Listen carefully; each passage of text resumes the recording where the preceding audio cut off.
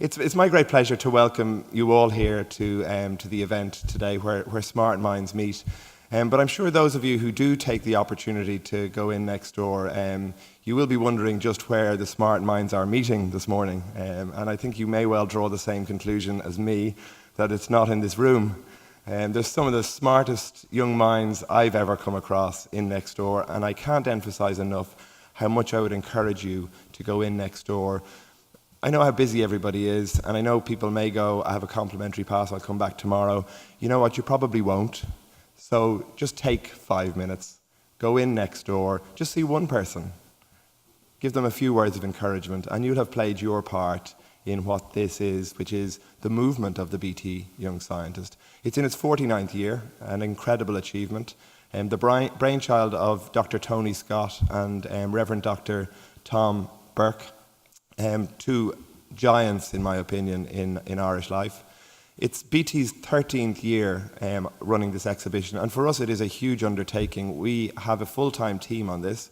Just to put it in perspective, we have a job title in BT, which is the head of the BT Young Scientist, which gives you some impression as to how important it is to us. Over 180 people from BT will be running that exhibition over this week. And anyone in a red coat is a BT employee, and you'll see many of them wearing stickers which will tell you what their day job is. And they come here and get huge enjoyment out of running that exhibition. It's not just important for BT. I think in Ireland we've become used to this exhibition, but it really is quite extraordinary. When we consider what some of the winners and past participants have gone on to do and the success they have enjoyed, from the Collison brothers, who are now Silicon Valley rock stars, and through to the more scientific end of things, where Ronan McNulty was involved in the program that discovered the Higgs boson particle. So from high science to practical business, it has enjoyed huge success. We have Commissioner Quinn with us, Commissioner Geoghegan-Quinn with us this morning, and her department run the very prestigious EU Young Scientist, which has been running for 25 years now. This will be its 25th year. Of the 24 years that have been completed, the BT Young Scientist has won that 14 times. And this is a competition that allows ages up to 21, whereas we only go to school-going age. It really is quite an incredible output, and something that we should be enormously proud of. And just to give you a slight understanding of what goes into it, there's 1,900 entries this year, which was whittled down to 550 exhibiting projects.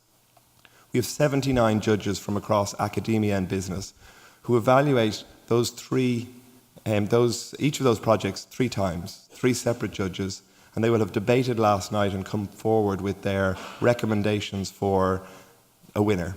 And they will be entering a room just about now to vigorously debate the case for each of their projects. They will go out and rejudge through the day today, and they will ultimately pick their winner. So a very serious business.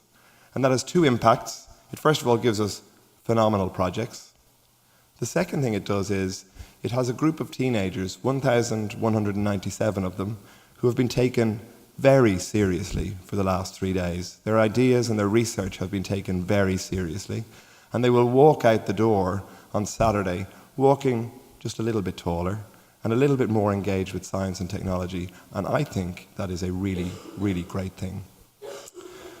Which brings me to today. We've always said that as part of the BT Young Scientist, we wanted to try and spread the gospel, spread the word, get more and more people involved from both public sector and private sector. We had a public sector breakfast yesterday. We have our private sector breakfast today. When the call went out to look for speakers for the event, I'm happy to say that we got an amazing lineup, and I have to say, Sean, Dan, Neil, Commissioner Geoghegan-Quinn, we really are delighted that you can be with us here this morning. And this morning is a doom and gloom free zone, and if you've been reading the papers, I don't know whether that may change some of what you were going to say or not, but hopefully not dramatically. But it was something that even in our darkest days, we always said that this part of the event was going to be a doom and gloom free zone, because there has always been plenty of things to be optimistic about. Our speakers are all Irish. They all believe in the power that we have here in Ireland, and the BT Young Scientist is just one of the examples of the many great things we do in this country. And I really am looking forward to hearing what they have to say. It's my great pleasure now to introduce Commissioner Máire Geoghegan-Quinn. Commissioner Geoghegan-Quinn has had a stellar political career, the first female cabinet minister since the foundation of the state, quite an accolade, and went on to have a very distinguished ministerial career. Some of you may know that she would have been the most likely contender to Bertie Ahern in '94 for the leadership battle. I guess we can speculate on how it might have all turned out, and there may even be a book in that.